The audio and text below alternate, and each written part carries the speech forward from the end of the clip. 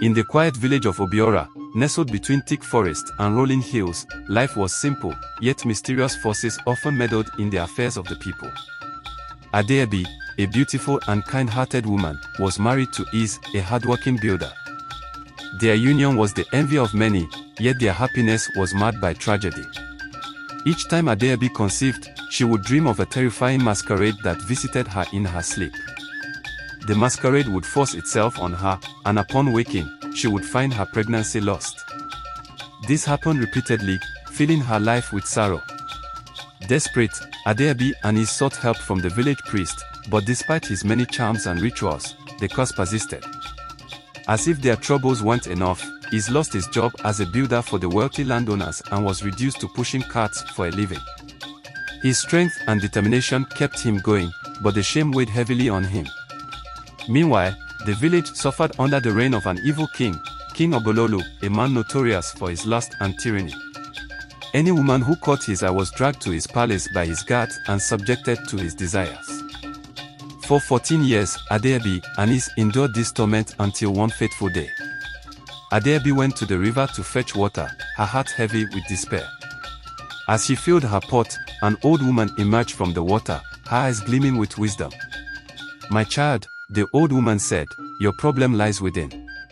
You have shared your sorrow with too many people, and those you trust have betrayed you. Stop speaking of your pain to others. Take this bangle and tie it around your waist. God has answered your prayers, but you must protect the blessing." Before Adaobi could respond, the old woman disappeared, leaving her astonished. She did as instructed and tied the bangle around her waist. Days later, as she walked to the market, King Obalolu's gaze fell upon her. He was captivated by her beauty and sent his guards to bring her to the palace. But as the guards approached, they saw flames surrounding Adaobi, invisible to her but burning bright in their eyes. Terrified, they fled. The king, too, was overcome with fear and retreated. Bewildered, Adaobi ran home and found Eze waiting for her with joyous news. He had been appointed as a steward in the palace, a position of honor and dignity. That night, Adaobi dreamed of the masquerade again. This time, the figure's mask was removed, revealing a familiar face. It sneered at her, but as it moved closer, the bangle around her waist glowed and struck the figure with a blinding light. The masquerade screamed and vanished. The following morning, as Adaobi and Eze prepared to visit the priest, Adaobi's younger sister burst into their home.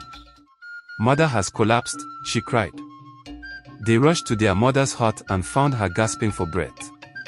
With her last strength, she confessed, "I am the one who cursed you, Adaobi.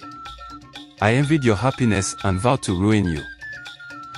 I became the masquerade in your dreams and caused your miscarriages. I made Eze's life unbearable. Forgive me." With that, she breathed her last.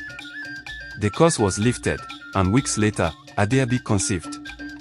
The old woman from the river appeared again in a vision and handed her a potion to rub on the child after birth, promising it would protect him.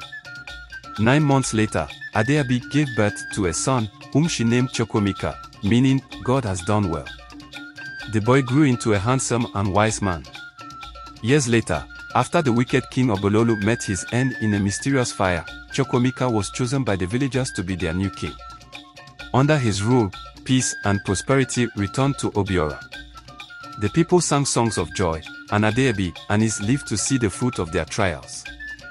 The village thrived, and the story of Adaobi's perseverance became a beacon of hope for generations to come.